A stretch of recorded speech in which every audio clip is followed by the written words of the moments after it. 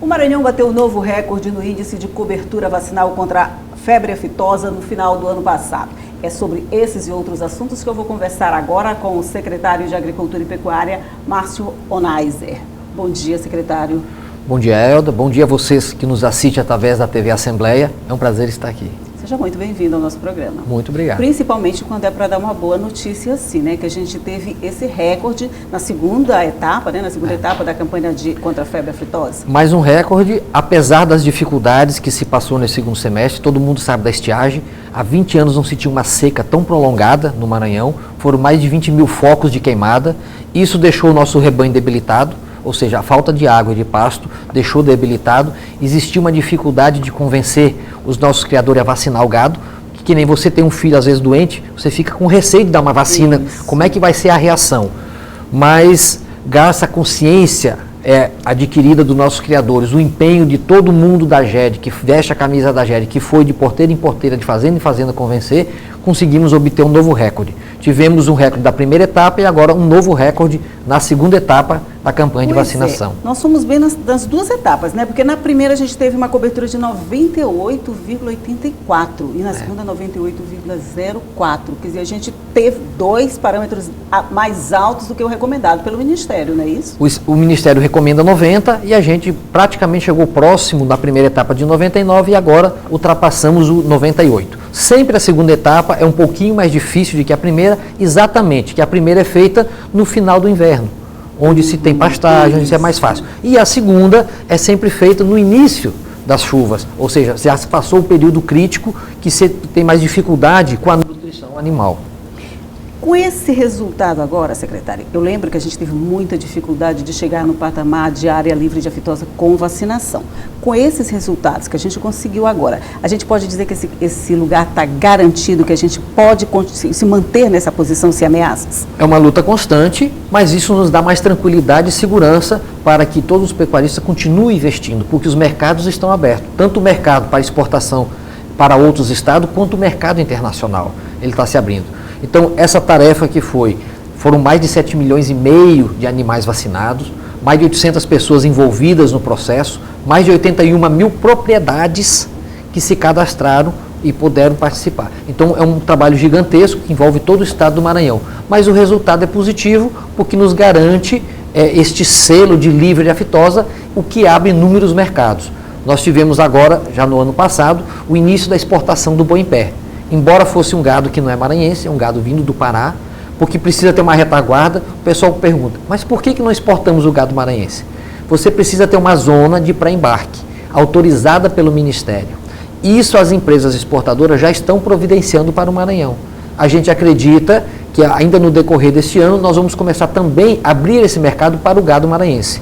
O governo do estado, socorrendo os animais que estavam no estado vizinho do Pará, que ficaram impedidos, abriu essa possibilidade até para a gente conhecer, ver se o nosso porto se adequava a essa nova logística. Um teste, né? Foi como um teste, foi como um dever de casa. Isso demonstrou que é possível e vamos agora abrir um novo mercado nesse sentido. Pois é, você já até se antecipou um pouco, mas as consequências de um resultado como esse? Esse, eu acho que é um dos resultados que a gente pode colher desse bom desempenho na campanha de vacinação. Mas que outras consequências boas a gente pode ter disso, secretário? Exatamente, a gente estando livre, abre todos os mercados. Não só como eu acabei de falar do boi em pé, mas da carne processada, que a gente está incentivando os nossos frigoríficos a ampliarem exatamente para poder ter um excedente para poder exportar. O nosso gado fica mais valorizado, que no período em que nós não tínhamos essa oportunidade de vender para outros estados e para outros países, com certeza cai o preço da nossa carne. Ou seja, não daria rentabilidade aos nossos criadores e produtores. Agora eles são participantes de um mercado que o boi é uma commodity, ele tem um preço mais ou menos unificado no mundo inteiro, então a gente passa a ser competitivo, né? Que abre várias portas. Então, dá rentabilidade, eu não tenho dúvidas que nos próximos anos nós vamos elevar ainda muito mais o nosso rebanho estadual. Para vocês chegarem a esse desempenho todo, eu imagino que precisa um processo de conscientização do criador. Porque essa vacinação, ao contrário de todas as outras campanhas que a gente conhece de vacinação de crianças de qualquer outra coisa, não é o governo que faz a vacinação, é o próprio criador que deve aplicar, né? Então, para isso, vocês precisam dessa parceria. Você diria que a partir de agora ele está consciente desse resultado e que as próximas podem ser um pouco mais fáceis por causa dos resultados já alcançados? A gente tem a grata satisfação de já ter a consciência do criador, a participação das próprias prefeituras através das suas secretarias de agricultura, que também foram parceiras, de outras entidades como FAEMA e tantas outras que se mobilizaram, associações de criadores, os sindicatos rurais, todo mundo tem a consciência da importância. E o criador hoje tem isso. Não importa se ele cria apenas um animal ou se ele tem milhares de animais, ele sabe que precisa vacinar.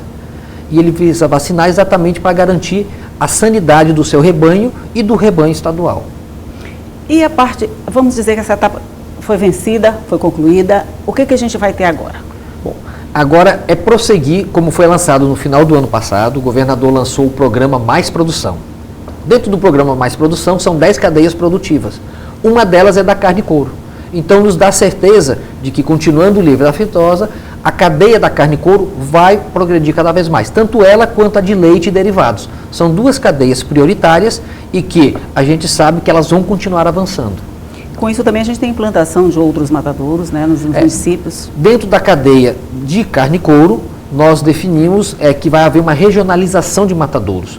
Não é possível, não tem condições do Estado fazer um matadouro em cada município. Até mesmo que se fizesse, seria um elefante branco, porque tem municípios pequenos que matam muito poucos animais. Isso, quem é que manteria a estrutura? Um matadouro tem que ter um veterinário responsável, tem que ter toda uma equipe colocando. Senão seria elefantes brancos. É que nem criar centenas de hospitais e não ter depois como funcioná-los. Então nós vamos regionalizar, exatamente pegando várias cidades ao entorno, criando ali uma parceria, um matadouro único atendendo a várias cidades. E já foi autorizado pelo governador para este ano a implantação dos 5 primeiros, que nós estamos discutindo em cada região, definindo os terrenos para que se comece ainda as construções agora. É uma questão de saúde pública. Infelizmente, a carne que nós consumimos, sem ser aquelas que são de franquias, que a gente já sabe proceder, a grande maioria hoje não tem inspeção sanitária. Então, até não adianta a gente cuidar da saúde só do animal e esquecer da saúde do ser humano. É verdade. Então, a partir de agora, com essa regionalização, com esses matadouros, nós pretendemos atingir ao longo do governo do Flávio Dino, praticamente 80% da população vai ser abastecida com carne inspecionada. Só uma última pergunta, a partir de quanto a gente pode contar com esses 5 primeiros matadouros?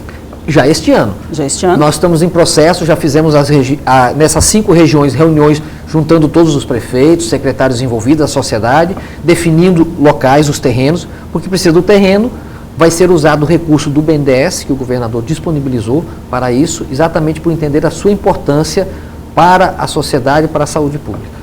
Ok, com certeza você vai ter que vir aqui para a gente conversar mais sobre vacinação. Vacinação não, mas sobre esses novos projetos da agricultura e tudo mais que ainda vem agora em 2016. Estamos à disposição, são 10 cadeias produtivas, envolvendo, eram 6 secretarias, agora vão ser 5, né, porque a Secretaria de Agricultura, de Pesca e Aquicultura está unificada, vai ser unificada com a de Agricultura e Pecuária, então vão ficar 5 secretarias de mão dadas, cuidando da produção do nosso Estado. O governador tem dito que dá em 2 eixos, educação e produção, que através deles a gente vai superar as desigualdades que nós temos. Pois é, agora mais trabalho, mais responsabilidade e com certeza mais resultados. Não temos dúvida que é uma equipe muito comprometida e que a gente vai com certeza buscar todos esses resultados. Ok, secretário Márcio Ornaz, muito obrigada pela sua participação no nosso programa. Um bom dia para o senhor. Eu que agradeço, um bom dia a você e a todos que estão nos assistindo. Obrigada.